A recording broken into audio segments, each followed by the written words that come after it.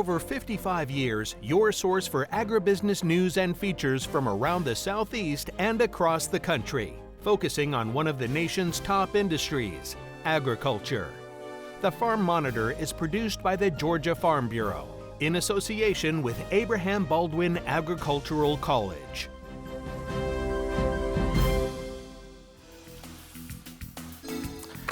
And with that, we say welcome to our home away from home. Ray DeLesio flying solo this week. Yes, the studio, warm and cozy. However, we are not going to spend a lot of time here because today we are looking back at some of the highlights from the 46th annual Sunbelt Expo. Case in point, who took home the Expo Southeastern Farmer of the Year honor? A lot of incredible candidates, including Georgia's own Bruce Redmond. Bruce, one of the nicest guys you will ever meet. I actually spent some time with him on his farm. And let me tell you, the guy speaks from the heart when asked about family values and his love of agriculture. Also, as hurricane recovery efforts continue, we're going to show you what the Georgia Forestry Commission is doing to assist landowners in their long road to recovery. These, of course, just some of the stories you will see, so let's get started right now. All right, 1, 2, 3. Sunbelt Expo 46th, another huge success. The weather couldn't have been better all week. Attendance, oh yeah, just look at the pictures. Packed crowds every day. Among those faces, a man who has been to every single Sunbelt Expo. In fact, since day one, he has been a part of its history, helping turn it into an incredible event that it's become today. The man is Lanier Carson, CEO and chairman of Kelly Manufacturing Company. When it comes to Sunbelt Expo, Mr. Carson knows it all. I've watched the growth of this going on for years, and it's just tremendous what has happened. There's people here comes from all over the world, and it's to me, one of the questions I think you're concerned about, what keeps me coming here? Well, it's kind of part of me, I'll put it that way. So it's quite a benefit to me, and I've been here for everyone. This will be the 46th one, and it's just been a great show and a part of my life, and if the Lord lets me live, it will continue to be. Of course, the signature event of the Expo is the annual gathering that honors the highly coveted Southeastern Farmer of the Year award. As Damon Jones reports, this year's celebration featured a number of firsts. One of the highlights of each and every Sunbelt Ag Expo is the annual Willie B. Withers Luncheon, where farmers, legislators, and university officials gather under one roof to recognize all the good work being done across the industry. It's an event that takes on even more significance this year. Well, after what the region's been through in the last month, it's really great to see the family of agriculture come together and celebrate agriculture. You know, it's a chance for our friends that's been devastated by the hurricanes to come in, be with like-minded people, and be consoled to a certain extent, and, you know, be around positive people that, you know, gives them light at the end of the tunnel. That's exactly what the Weathered but Strong Hurricane Relief Fund is hoping to provide as well, with the goal of reaching $1 million. And thanks to a donation from the Sunbelt Ag Expo, it's off to a strong start. You know, we have that Weathered but Strong relief package going on, and anything that we can do to help our farmers is a big deal. And we appreciate Chip and the Expo contributing to it, because the farming community is what the Expo is all about. All I can do is say thank you, and good luck to everybody that we are going to help with this fund. As always, there was plenty of anticipation for the announcement of this year's Southeast Farmer of the Year. And for the first time in the competition's 34-year history, it was a woman that took home the award, with North Carolina's Faylene Whitaker claiming the 2024 title. Wow, that's all I can say is wow. Such an honor. There are so many good farmers in the United States, in the Southeast, and it's just humbling. It's not about being proud, it's just being humbling. It is such an honor. And it gives me hope that women in agriculture will continue to be recognized for the job they do and for how they contribute to U.S. agriculture. Speaking of firsts, Georgia Farm Bureau recognized the winner of their inaugural Farm Dog of the Year contest, Baloo. This Shetland sheepdog provides not only constant companionship, but also plenty of important work both on and off the farm. Blue goes to school with me every day, and he's part of the education process.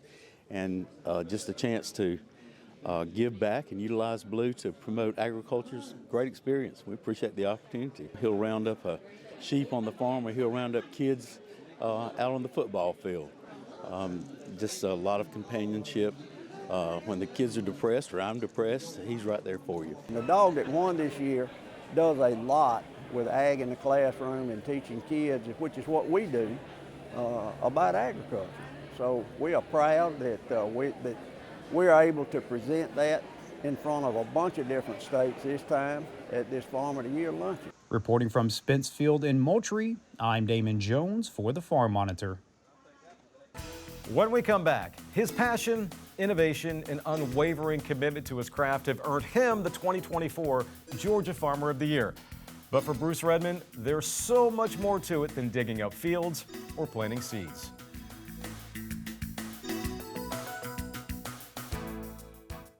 Hey, I'm Tom McCall, President of Georgia Farm Bureau. This November, we will have the opportunity to cast a vote for those who represent your interest as both a Georgian and an American. Agriculture is our state's #1 industry, contributing more than $83 billion to Georgia's economy, and it employs about 1 in 7 Georgians. Farmers need elected officials to support favorable ag policy, as these benefits stretch far beyond the fence row, impacting everything from the food and fiber we need to international trade and even feeding our most vulnerable citizens. It's because of that need we have created a great resource called I Farm, I Vote for both voters and candidates that highlights the importance of a strong agricultural economy and why it's so important now more than ever to support candidates that support agriculture and help protect our most vital industry. To learn more about policies that are important to Georgia farmers, how, where, and when for you to vote, go to ifarmivotegeorgia.com. This will help you make your decisions on who we think and you think that the candidates that will help our farm economy stay strong. Please remember to vote in November.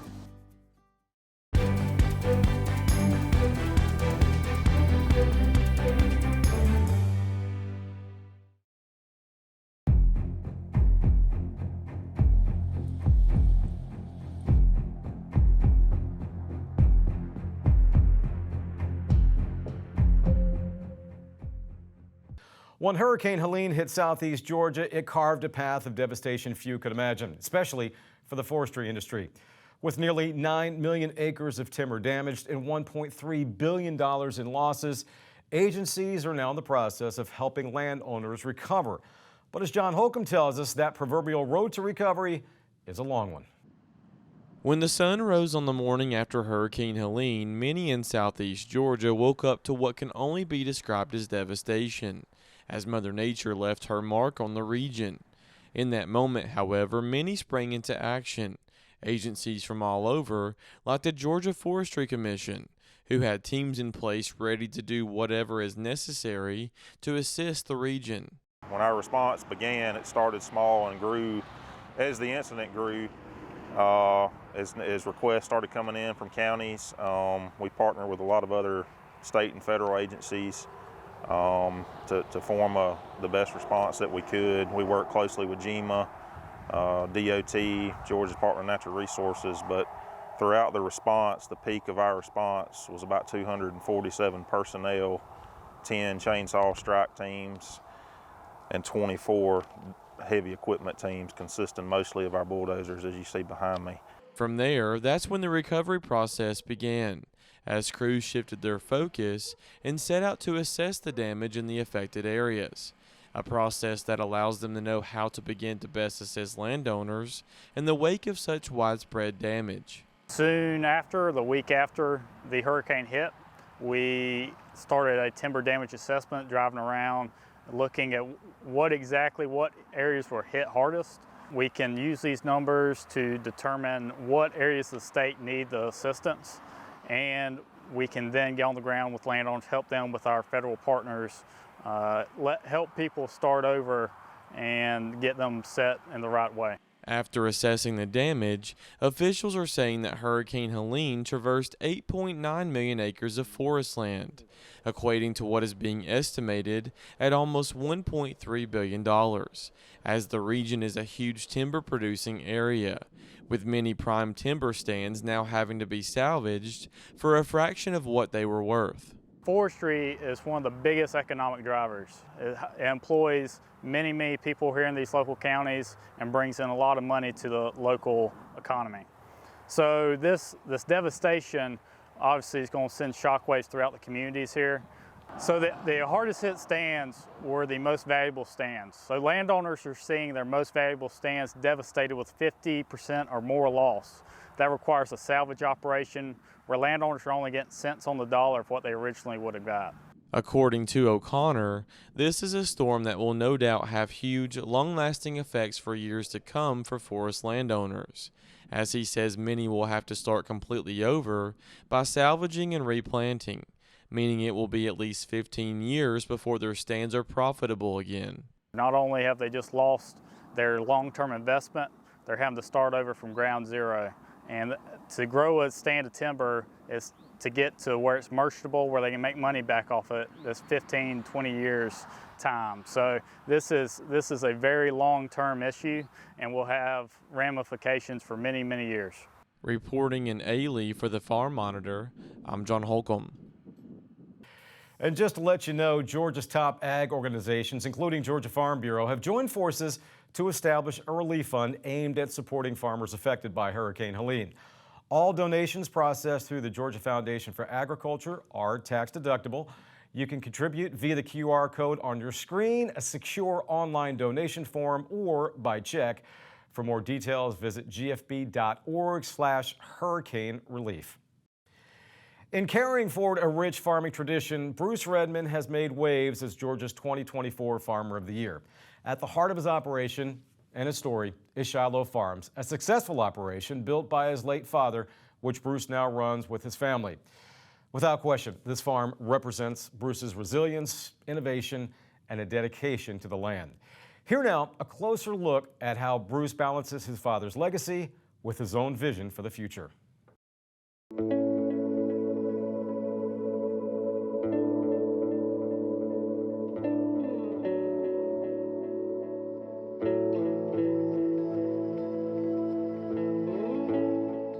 Bruce Redmond is more than just a farmer. He's the steward of a rich family legacy, rooted in Shiloh Farms. Situated in Guyton, Georgia, the 2,800-acre operation produces cotton, peanuts, and the highly sought-after Tifquik Bahia grass seed.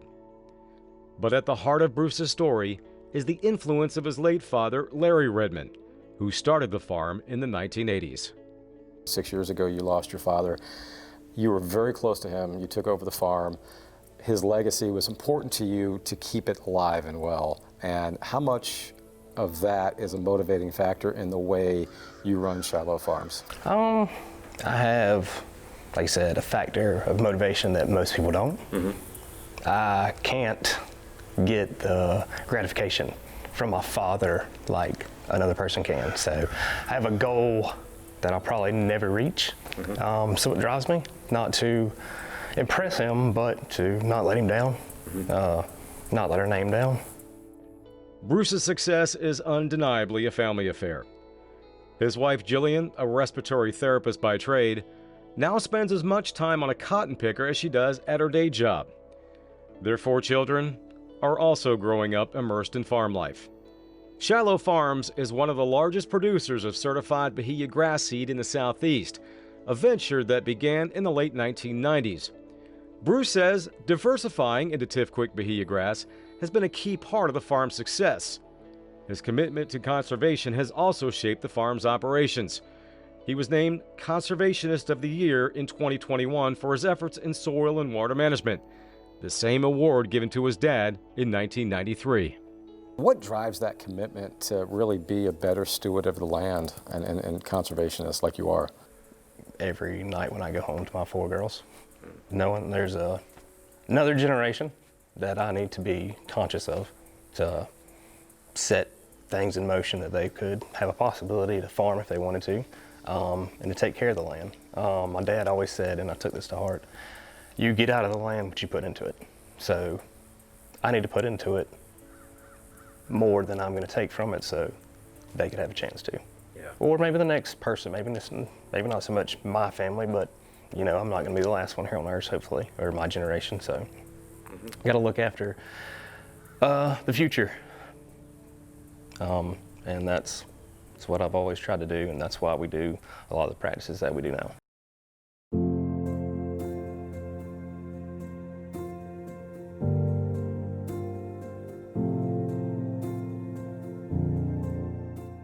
Despite the many challenges of farming and the always concerning urban sprawl, Bruce remains optimistic. With a strong family behind him, a farm built on tradition and innovation, and a deep commitment to the land, he is poised to carry the Redmond legacy forward, one field, one harvest, one generation at a time. I try to make the best decisions I can. I think I'm a pretty good problem solver, and that's why I'm good at farming, I believe, because it's always like new problems, new headaches. But no, I still don't think I'm very deserving of it. I'm honored to be the Farmer of the Year and represent Georgia and Effingham County. But like I said, we're just your average Joe farmer. We're nothing special or flashy, but no, it is a really honor. I was really shocked.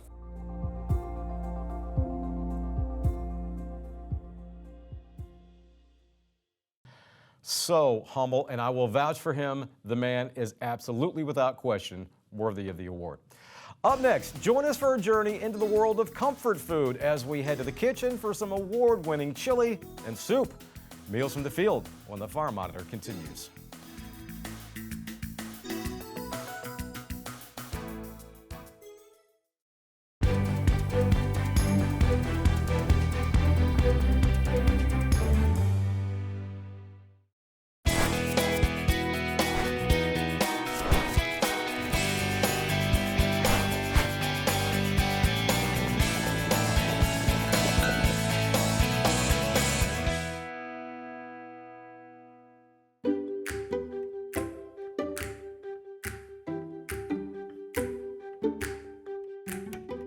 So why not serve comfort food today? We have just the comfort food for you, something your guests are going to like. We're talking chili, we're talking soup, not just any chili or soup, we're talking award-winning stuff. And joining us as always, Dr. Tracy Brigman, of course, from UGA here. And Tracy, so good to see you again. Happy to be here. And this is another one of your family recipes, correct? It is. Tell us what we have. So the first recipe we're going to do is my husband's chili. It has won 5 awards in the past, so he's very proud of it. Nice job, Ed. Woo! There you go. It's called Double Double Chili. Chili's so nice, you have to say it twice. Dang, that's good chili. Dang, that's good chili. It's called Double Double Chili because it has 2 kinds of several things. Okay. So here I have a pound of ground beef and a pound of bratwurst sausage that I removed the casing, and 1 sweet onion that I diced up. I browned it off and I poured off the grease. Bratwurst sausage in the chili. Right. So 2 kinds of meat, ground beef, bratwurst sausage, and then again a sweet onion that's browned off, and then I drained the grease. So the rest of it's super simple. I'm going to add 8 cups of water. And then I have 1 28-ounce can of diced tomatoes that will go in there. Okay, let me do that. Yep. Woohoo. So my other tomatoes, so again, there has to be some double stuff. There's going to be some diced tomatoes that go on top as a garnish. And then I have a 6-ounce can of tomato paste that we will dump in there. Tomato paste there. And then next I have a 15 or 16-ounce can, whatever it comes in. Those are light red kidney beans that I drained and rinsed. Kidney beans. And then again, because it's double chili, I need another kind of bean. So I have a 15 or 16-ounce can of black beans that I drained and rinsed. Again, we're just stirring that in. Now we're just going to put in the seasonings. So this is 1 tablespoon of pickled jalapeno, chopped or minced. So to give it a little bit, this is going to have some kick to it, but not like, hurt yourself kick. This is 1 tablespoon of fresh minced garlic. There we go. And then we have 2 tablespoons of chili powder. Chili powder. Again, a little bit more kick. That is 1 teaspoon of whole cumin seed. So that can be hard to find. It's much better than the ground cumin. I think I have found it at Walmart. That is 1 tablespoon of Cajun seasoning. Cajun seasoning? We're getting good at this. I know. This is efficiency. 2 bouillon cubes. Chicken bouillon cubes, excuse me. And then this is 2 tablespoons of Texas Pete hot sauce. Yeah. All right, so now we have everything in there. I'm going to bring it to a boil.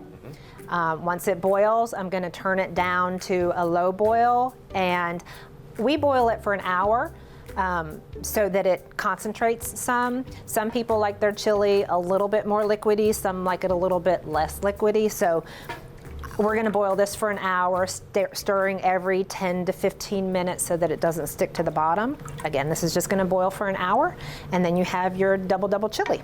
So now that you've had your chili, let's go ahead and move on to the award-winning soup.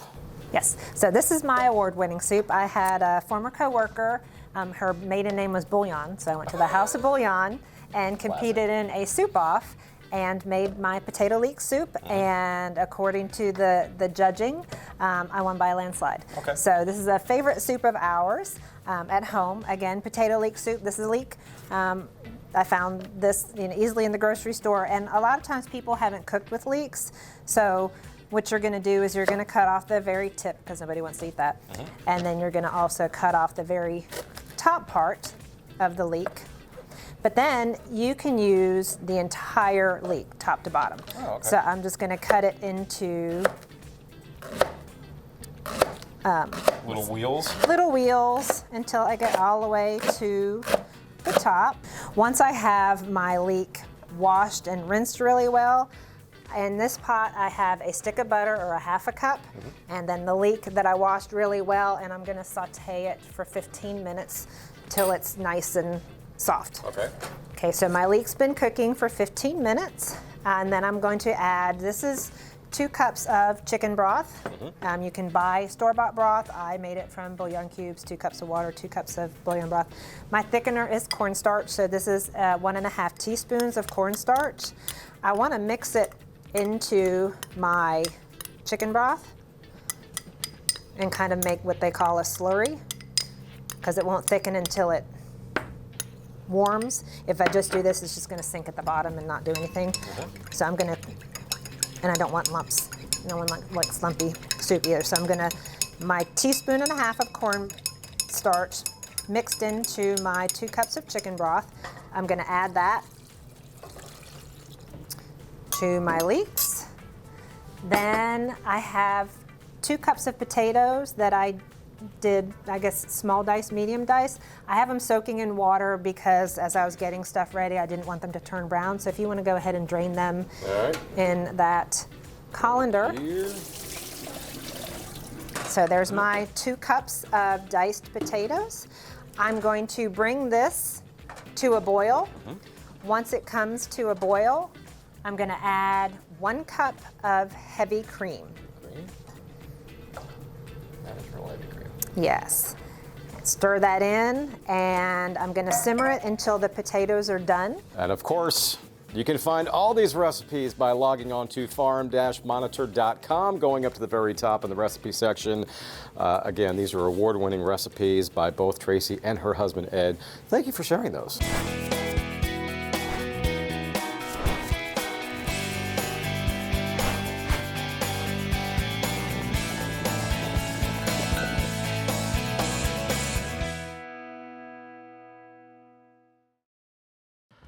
One final note before we go: for all the latest ag news regarding food, recipes, and what's happening on Georgia farms, be sure you check out all of our social media platforms, including farm-monitor.com. For Jennifer and everyone here at the show, I'm Ray DeLessio saying take care, stay safe, and we'll see you next time right here on the Farm Monitor. Have a great week.